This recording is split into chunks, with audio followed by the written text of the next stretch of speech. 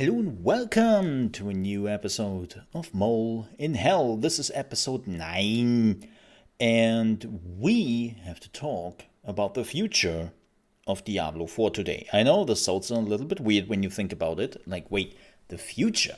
Mole, the game is not even out yet. How do you want to talk about the future? Like, what? What is this here? No, we are not predicting the future. I mean, we could, but I'm not really good at that. And as long as I'm not winning anything in the jackpot, that doesn't really make a lot of sense that I truly believe that I can see the future.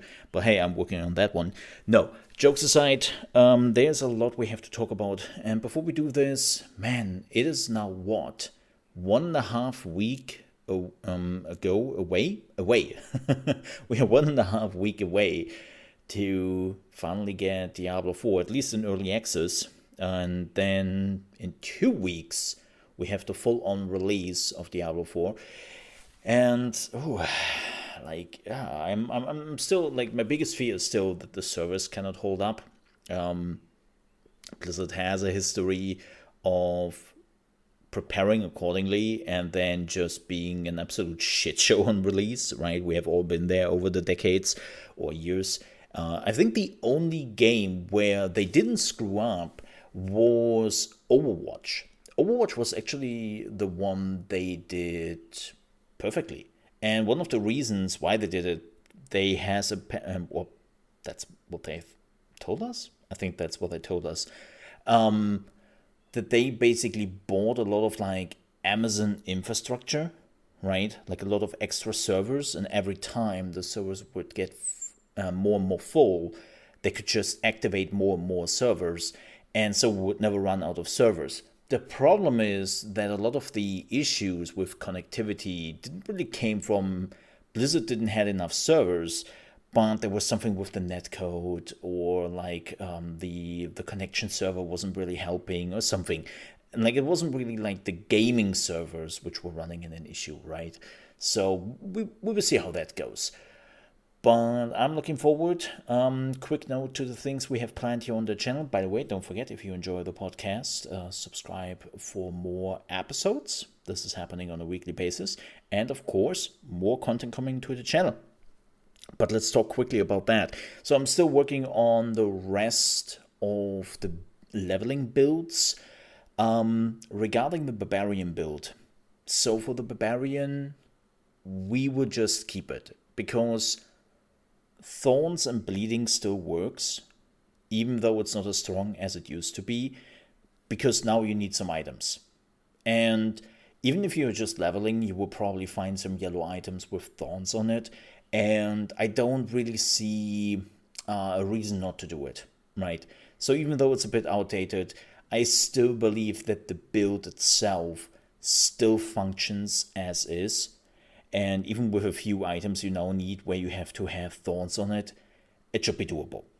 It should be doable. I want to do some leveling builds after the release. So to make it absolutely clear what is happening here on the channel, we are planning to have more builds.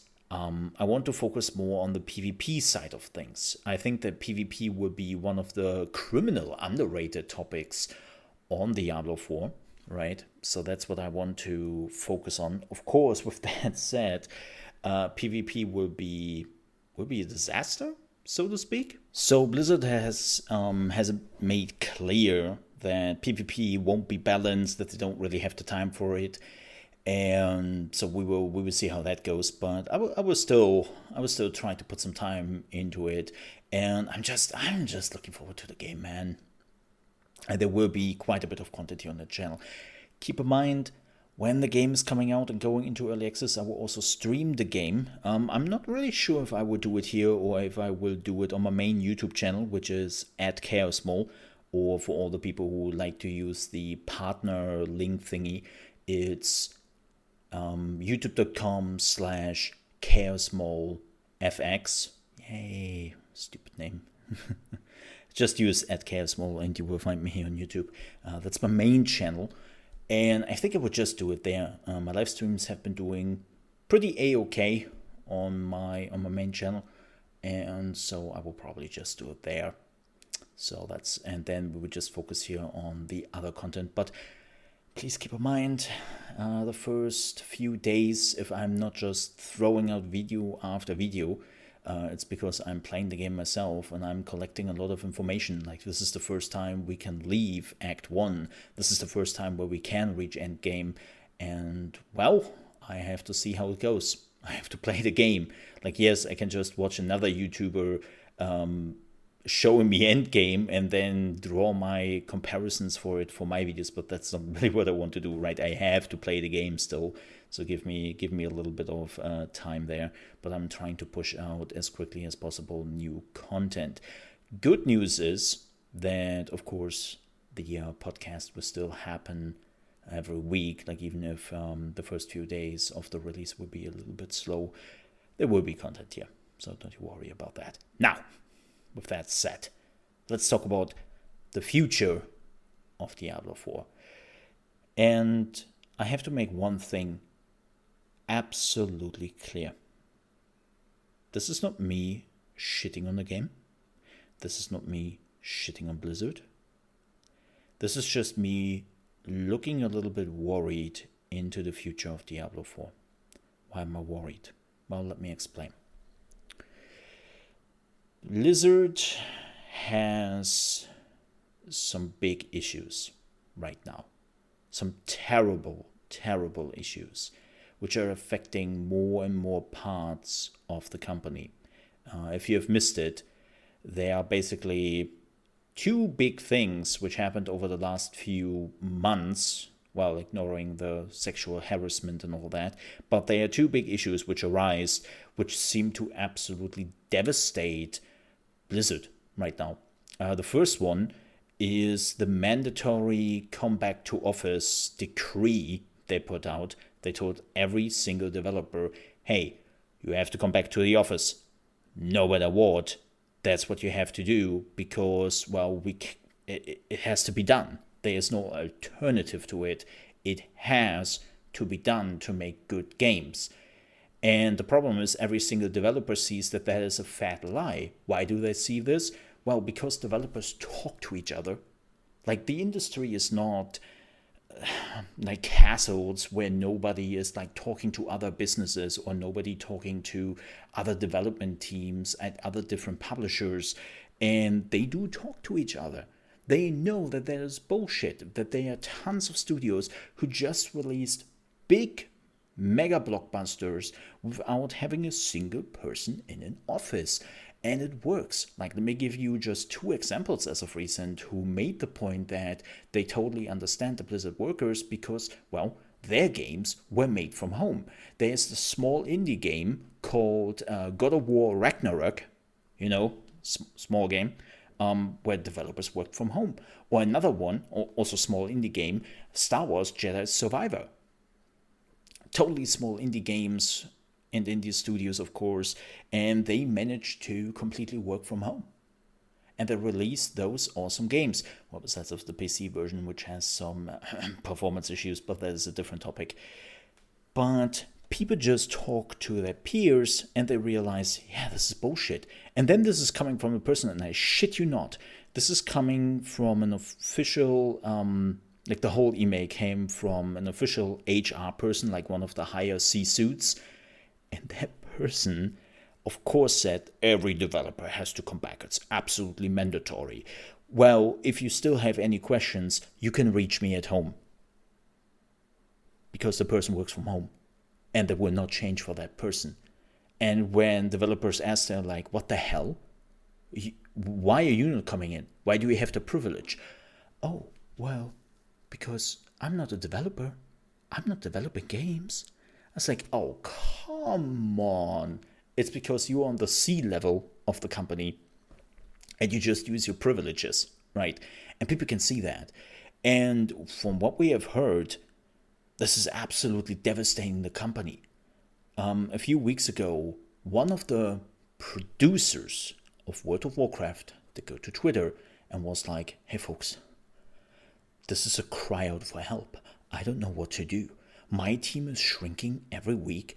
I am losing like high level positions in my team. And we are now creating crisis maps to just kind of get an idea of what content we can deliver and where we are going from here with the game. Because like all the plans we have, they don't work out anymore because I do not have the people. I'm lacking people, and when you try to hire people for Blizzard, most people are like,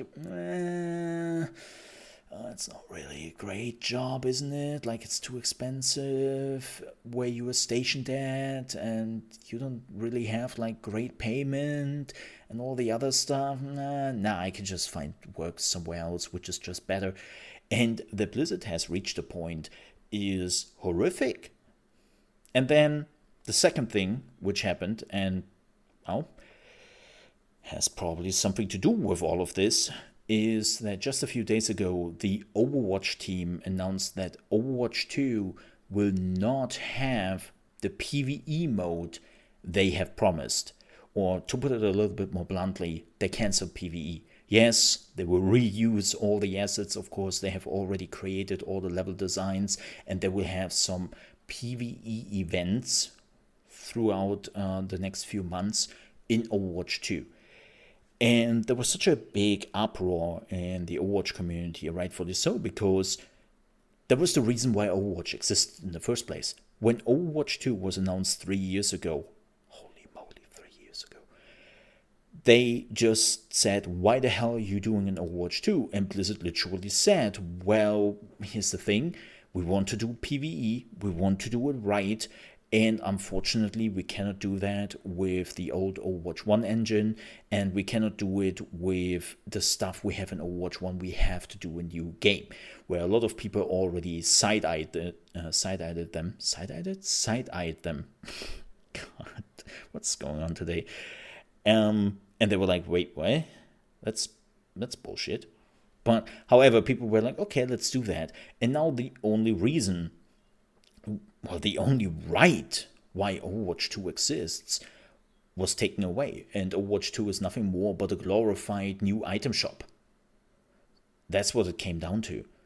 And one of the reasons was apparently that they did not have enough developers to make it a reality. Too many people left over the years, and they couldn't fill up the positions anymore. And if that is really the case, what does that mean for Diablo 4? I know you were already asking, like, okay, what does all this exhibition with all the terrible things happening at Blizzard has to do anything, really, with my amazing game I'm waiting for, and that is Diablo 4? Well, the answer is, it's the same developer. Yes, they have different teams, different divisions, taking care of different games. But if they are already juggling around developers, if they are already trying to fill the gaps and they can't, then yes, that does affect Diablo 4. And right now, we will not notice that. As somebody who has shipped actually 2 games in its lifetime, well, I have not developed games, but I was one at the team at the time for 2 pretty big games. I can tell you what happens right now at Blizzard. Everyone is helping to push this game over the finish line. Every team, every member of Blizzard in some capacity is helping out with the game, even though they are not part of the normal development team. And that can be really nice because you have all hands on deck, right? But the moment that thing is leaving the door and it becomes a released game, what basically happens is the live team is taking over. And the live team is always so much smaller team-wise than the development team. And you have to ask your question, does Blizzard have enough people to have the live team to make sure that after the release, we will get enough content? They have enough people who can look after technical issues, who can look after balance, who can look after bugs, who can look after new content. Do they have still enough people at the company to make it happen? And from what we are hearing from literally everyone at Blizzard right now, if you're asking them nice enough, is no. No, they do not. And of course, it comes also down to how successful the game is, because we have seen it time and time again. The moment a game is losing steam, even Activision Blizzard at this point is more than okay to kind of push it into maintenance mode, right? Like, we have seen this before. Overwatch is a wonderful example of this. Overwatch 1 started out with like being this huge game, and they lost steam. Then they announced Overwatch 2, which, well, made the first game lose even more steam because it didn't get any updates, it didn't get any content. And even Overwatch 2 doesn't seem to do too well anymore. And they're slowing down already. So the fear is a little bit that when Diablo 4 is coming out, how much content will be there and how much content can they really deliver? Am I concerned for the first 2 seasons? For the first year? Not really. I think 2023 will be pretty stable. It will be pretty stable for Diablo 4. But then afterwards, man, we have to see what's going on there. And before you say, well, yeah, but Mo, that is more guesswork.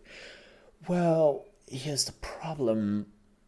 Thinking about it a little bit more, we already have things which got more or less cancelled or got minimalized so drastically that it doesn't really remind you anymore of the things they have shown to us in the past or even has promised to us. Like, one of the strongest giveaways is the talent tree. That's not how the talent trees in Diablo 4 looked like. Look up the old talent trees. I will actually just put a link with the developer blog in the video description if you want to check it out for yourself. Click on that and check them out. They were literal trees for every class, and they still had the old system as an adaptive, which is now the talent tree, right? So the idea was that they're using the system of Diablo 3, where you have an ability and then you can choose certain improvements on that ability, right? Something they're kind of doing now with the talent trees in Diablo 4. And then on top of that, there was a real talent tree. So they basically axed the talent tree and just changed the look of this old talent system and made it look like a tree. And you know, if they already had to cut corners on that system, it always begs the question to me, whoa, how many people do you have after the release working on this game? Not while they are developing it. Like, that's always the thing, especially live service games have to consider. Can they maintain the size of the game after the development team is moving on and the live service team is taking over, right?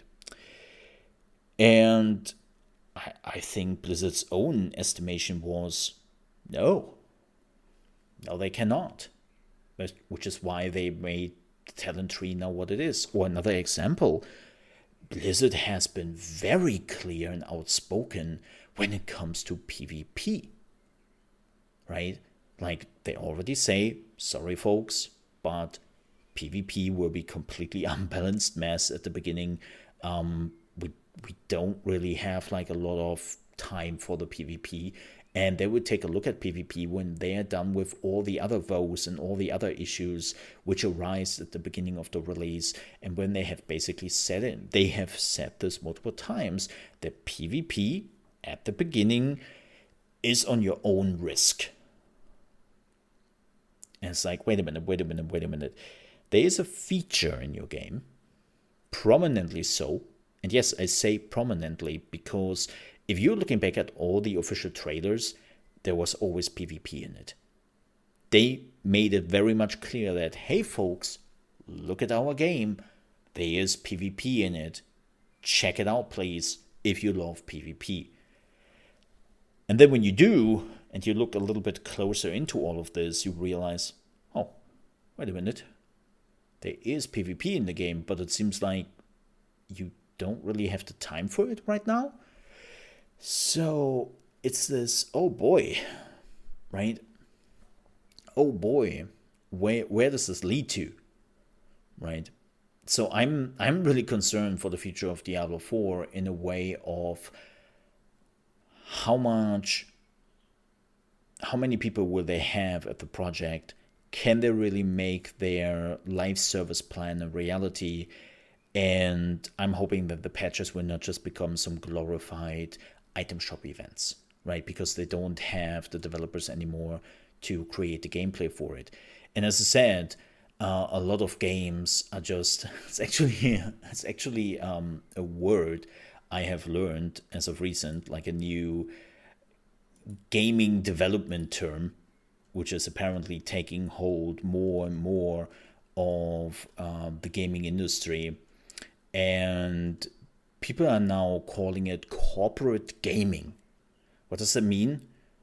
That means games which are highly optimized and maximized for profits, giving back less and less to the players, and is focusing more and more on selling you items, right? And it's that term which, oh man, I hope Diablo 4 is not falling under that category. It looks highly likely. I mean, look at the pre-order bullshit they pulled with the beta, where they were like, oh no, our betas were real betas. These were not some marketing betas where we tried to sell you more units of our games. It was really helpful for us. They said that in a recent interview, and I'm like, are you shitting me? You needed the pre-order to get into the first beta. Hell yeah, it was a marketing beta. Shut up. Like, sure, it probably gave you some extra data points, but your marketing team definitely treated it as a marketing beta because they did ask money for it. I mean, early access. You want to play 5 days before the release? Well, you better shell out another $20, right? An item shop in a $70 game? Oh, you can bet your ass off. And we also have a battle pass. Yay! And you cannot even, like in Fortnite, I hate to even make that comparison, but like in Fortnite, you can buy a battle pass, and then after some time the battle pass is basically paying for itself if you're doing all the activities and stuff, right? And so you don't have to buy battle passes anymore.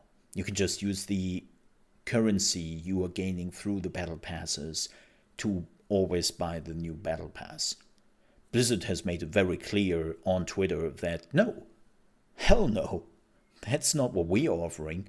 You have to shell out $10 every 3 months. And again, I'm not somebody who is complaining about not giving Blizzard money. Look, I paid for World of Warcraft for 7 years straight without a single month of interruption. That was $13 every single month for 7 years. On top of the expansions, right? Like, dude, I have given Blizzard money. Like, I'm not a cheapskate. But here's the thing. The moment I get the feeling that the money I'm giving you is not corresponding in some really cool gameplay and more content, I am out. That's the problem. Like, yeah, skins are great, cool, but what does it help me when I cannot rock that new skin in some new content, right? Like, I just gameplay first, and then we can talk about skins, but that is slowly disappearing from the gaming world, and it drives me crazy. And I'm just hoping, I really want this not to happen to Diablo 4. So this is not me just shitting on the game, shitting on the company, and be like, oh, Blizzard, you're so bad. Ah! No. It's basically me pleading not to let that happen, because I enjoy the hell out of that game. Man, when the server bash was over, even the server bash was technically even less things to do, I was like, okay, should I install Last Epoch? Oh man, I have still Diablo 3 installed. Yeah, let's play the season a little bit. dude, what? It definitely does its work.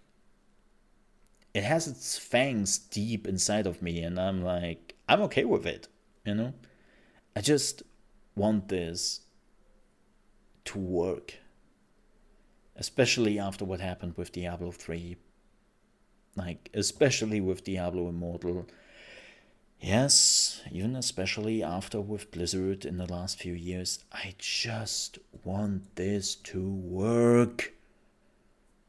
And so, we will see where that goes. But I'm holding my breath. And I hope it will work out for everyone involved. But with that said, we're done with the podcast for today. Next week, we will probably do a little bit of a lore talk. What is that supposed to mean? Well, we have to talk a little bit about the lore. Yes, I know people are like, wait, there's a lore in Diablo? There's story in Diablo? What? Yeah, believe it or not, there is. And I want to focus on a little bit on that. Doing a quick recap, what happened, and then talk about the possibilities of the story in Diablo 4. To make it very clear, there will be no spoilers. Nope, no spoilers. It's just us coming together, lore nerding a little bit, and guessing about the things which could be. Again, no spoilers, no data mining, just coming together and talk a little bit about the lore of Diablo. And we'll see how that goes. And then, of course, there is the big release podcast. I will already have played the early access thingy for like a few days. And then we will definitely talk about that. You can be prepared for that. But again, if you enjoy this podcast, please don't forget to leave a like and also consider to subscribe to the channel for your weekly Diablo podcast. And of course, weekly videos and content here on the Mole RP channel. If you want to check out all my other channels I'm having, believe it or not, this is not my only channel. I will also put just some links to my other channels here in the channel description. Like one is going to my main channel, which is at ChaosMole, where I'm doing like all sorts of variety stuff I have been doing for years. And then if you love strategy games, by the way, like literally every strategy game, like RTS, building, management games, turn-based games, you name it, everything which is strategy, make sure to check out at Mole under management. It's also in the video description. And we are doing some Age of Wonders 4 there right now. And we are doing reviews on strategy games because, let's be honest here, there are just not enough people reviewing strategy games and checking out new ones. And I've been loving strategy games since my childhood, so there's also a thing I'm doing. Yeah, I'm quite a busy mole in the last few months, so if you want to stop by, I definitely appreciate that. But nonetheless, we will be back for episode 10 of Mole in Hell next week in the big lore talk. And till then, stay yourself. No, stay safe. And more importantly, welcome to hell. See you then. Bye-bye.